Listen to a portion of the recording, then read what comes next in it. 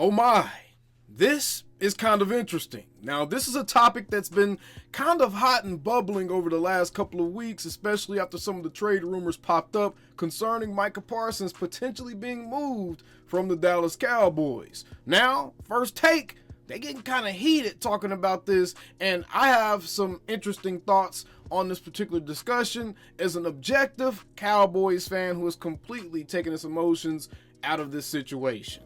Let's get right into it, and be sure to subscribe for more Dallas Cowboys content on the regular.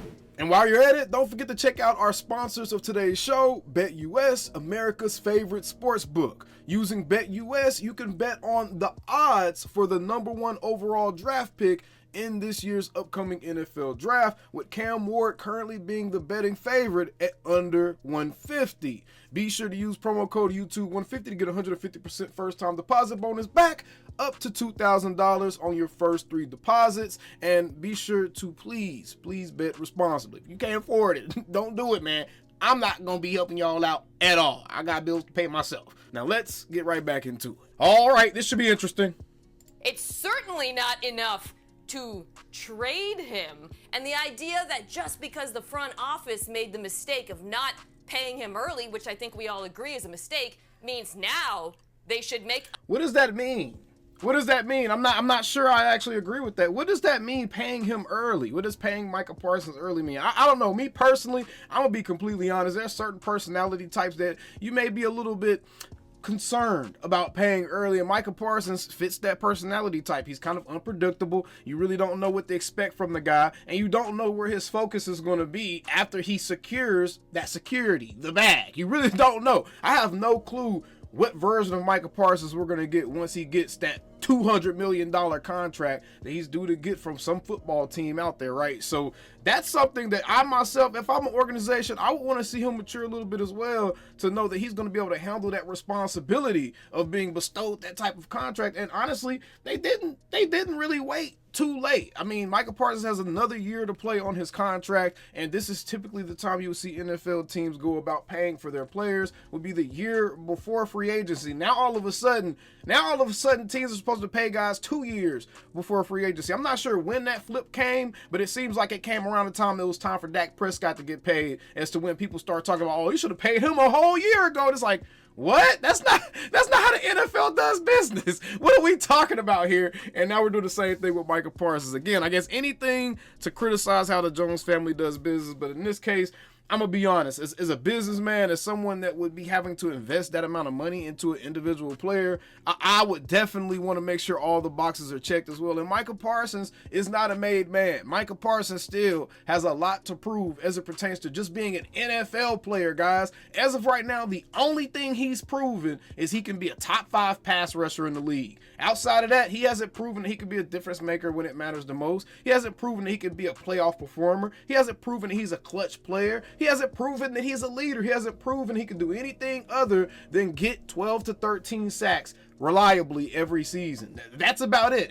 And unfortunately, guys, there's about 4 or 5 other guys in the NFL that's been doing that over the same period of time that he's been in the league, and they've actually been doing it better. Trey Hendrickson, you got Danielle Hunter, you got Myles Garrett, you got TJ Watt. There's guys in the league, Max Crosby, there's guys in the league that can give you similar impact to what Micah is giving you. He has not done anything out of the ordinary. I'm going to ask you guys this right now. Tell me this in the comments. What is Micah Parsons' signature moment? What is his signature moment? Tell me in the comments. A mistake even worse by moving on from him, accumulating draft picks, in hopes that they might get a player like Micah Parsons. That's nonsense. I mean, Micah's a talented guy. Micah is a super talented player, but again, this is probably one of the deeper defensive line drafts that we've seen in some years. In some years now, the NFL coming in this year. You can get a variety of guys that are actually getting comparisons to a Micah Parsons, whether it's an Abdul Carter or a Jalen Walker or some of these other guys that you can pick up, man. There's a ton of pass rushers, a James Pierce Jr., Mike Green. There's a ton of pass rushers coming in this year's draft, and there's a ton of guys in the NFL right now who have the capability of doing what Micah's doing, which is just getting 12 to 13 sacks per season. As of right now, y'all, that's the extent of what Micah's impact has been.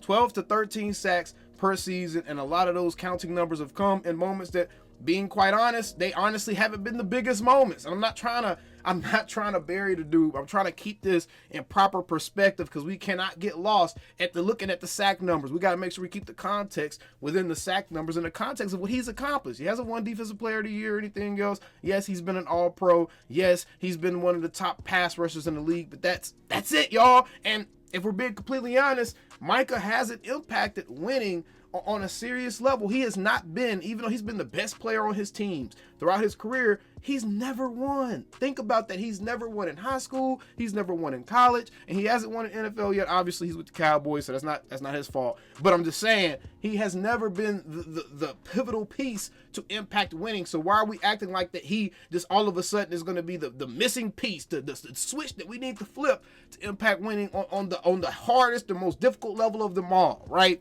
Let me go ahead and let this play, though. Should keep him. They should pay him, and then you can figure it out with the rest. It's Right. not an untenable cap situation to pay him and restructure Dak Prescott. I've looked at it. It is entirely Yeah, we've all looked at it, Mina. We've all looked at it, Mina. We've all looked at it. But then how does your team get markedly better from what it was last year? They got 25 free agents, y'all. Time Like out. they got Osa and Turpin, This ain't unsportsmanlike. Trading him? This ain't unsportsmanlike. Hold on, y'all. Wait a minute. He said, so how does your team get markedly better if you pay a Micah Parsons? I mean, by the front office doing their job. And that's part of where I keep saying, we as fans, we got to stop doing the front office's job. The Cowboys can afford to pay Micah Parsons. Let's not get it twisted. Let's not sit there with all that stuff I just said. Boop, out the window. The Cowboys can afford to pay Micah Parsons. All the arguments and points I just made have nothing to do with whether or not the Cowboys can act. Yes, they can undisputably pay Micah Parsons. It's actually going to open up some cap space. They can restructure that, restructure CD, and they're open for business. They can sign most of their free agents back, probably with just the money they open up for doing those couple of moves, man. I'm just being completely honest. We got to keep it a buck now, Chris Canty. You can't just be out here saying stuff, man. If you're going to make a point, make a real point. I see your quote here says they have to at some point start taking culture seriously. I want to hear you kind of talk to that point. Hold on. This ain't unsportsmanlike. This is First Take. We have this segment because you brought up culture. You Right. brought up the podcast. Right. Okay, yeah. So that's okay. That's what I'm trying to figure out is where did this quote come from, because what is he talking about right here as far as being able to afford to pay people, brother?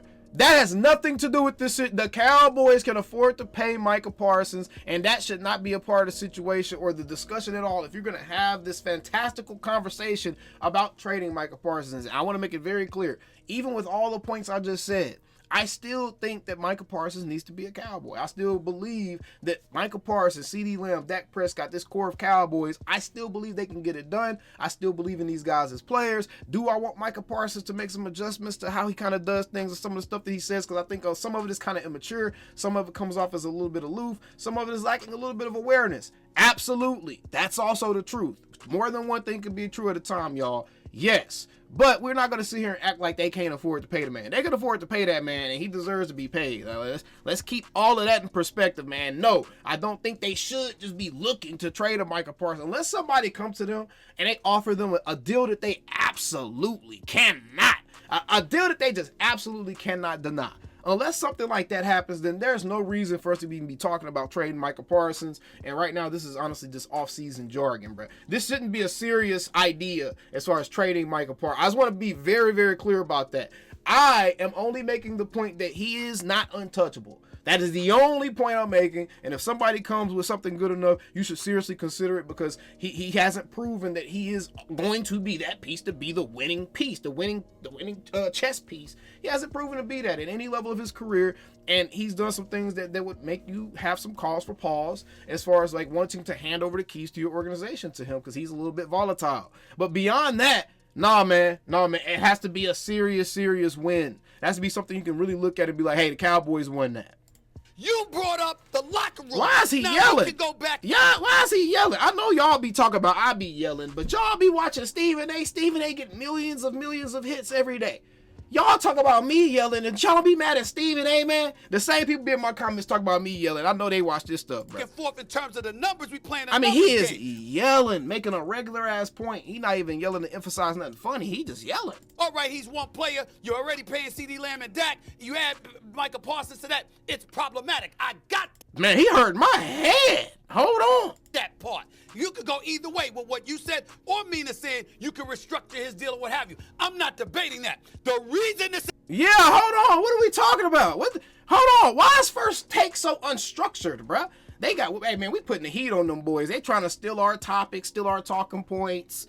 We putting the heat on them boys. First Take. The reason this is a segment is because you brought up culture. Right. You brought up the podcast. You brought up the locker room and the comment about Mike McCarthy. Okay. All of that is true. Remember, that's some of the points I've made as well. I know for a fiznact, some of them players ain't cool with all of that stuff. That is the reason we are talking about this subject. If it was just a matter of numbers, we wouldn't have been addressing this. We did this days ago. We did this. Right. Okay. Yeah. What are y'all talking about? What's happening here? Let me fast forward a little bit. Stephen A. Why is he so animated? Stephen A. Why are you so animated right now on something that you shouldn't even be this animated with right now, bro? My ears, I wasn't prepared for all this yelling. And you brought up culture and blamed him, which to me is crazy. That's just crazy. Okay, I don't know how that's crazy. Stephen A is only saying that because Micah's the only Cowboy that sit down and gave him an interview the way that he did. That's the only reason Stephen A. Smith is saying that, is because Micah Parsons has given Stephen A. Smith a level of access that no other Dallas Cowboy has given any of these clowns on ESPN networks. Let's keep it a buck. Let's make sure we call it for what it is and keep everyone's memory fresh. Micah did have Stephen A. Smith on his podcast, so of course Stephen A. would be defending a business interest. I'm just saying. You blame Micah Parsons for coaching in Dallas? Well, Stephen A., if I'm going to pay a guy $40 million a year, he's going to have to be a part of the culture being a good thing, not something that my organization and the rest of my locker room has to overcome. That's the point. That's the point right there for me. If you're gonna entrust the keys to the franchise to Micah, Micah has to be a part of the solution and not part of the problem. And when I say part of the problem, I just mean you can't add anything to the Flames, bro. You can't add anything to the Flames, especially trying to add stuff to the Flames. Going out talking about, ring chasing, joining other teams, and telling guys we would have ruined you and all this. Man, that he really disappointed me during Super Bowl week. I know I'm cleaning on to that, and there's other stuff that's happened between the rankings and just having Jordan Love on after the Packers put us out the playoffs. And there's been so much, y'all. There really has been. And all the different guests being the same guests that have been attached to Cowboys narratives in negative ways. There's a lot you can look at. But yeah, bro. Yeah, if you're gonna pay Micah, you're gonna trust him with the keys to the future. He absolutely has to be part of the solution. He can't be someone that's adding to the problem. Even if Jerry is the main issue, even if Jerry is the main cluster of mold, Micah Parsons can't be spreading that mold here and there. Even if he's trying to clean it up here, he can't go spread it somewhere else, man. He got to make sure he's completely disinfected, and he's trying to be a positive aspect to the clusterbuck that is the Dallas Cowboys locker room and environment, right? So I will say I that. compare dude 40. I compare dude 60. That can't get it done. That has nothing to do with the car. Okay, Stephen A. Big forehead, yelling ass, screaming A. Smith. That has nothing to do with the damn argument, bro. All right, y'all. That wraps it up. We're not even gonna. Bro, he was gonna find a way to hate on Dak, and that you best believe Stephen A. Smith was gonna find a way to hate on Dak Prescott in that damn segment, boy. Hey, man. Look, I'ma just say this. No. I don't want to trade Micah Parsons. No, I am not at the point where we need to trade Micah Parsons, where I'm campaigning for that to happen. But yes, if a deal that you just absolutely cannot pass up crosses your table, you have to give some serious thought to it, because Micah Parsons is not untouchable.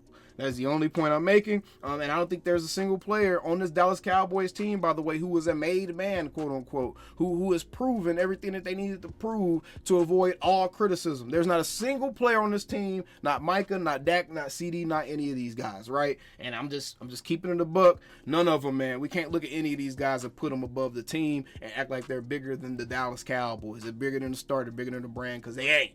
They ain't, y'all. That's just keeping it a buck. That's just keeping it a buck. And how about them Cowboys? Peace. I'd have to get a little bit lighter, bro. I've been knocking my damn TV monitor out when I've been knocking on my desk like that. I gotta chill. Calling me, texting me, paging me, asking me, am I still them boys? Y'all usually check on me. Listen.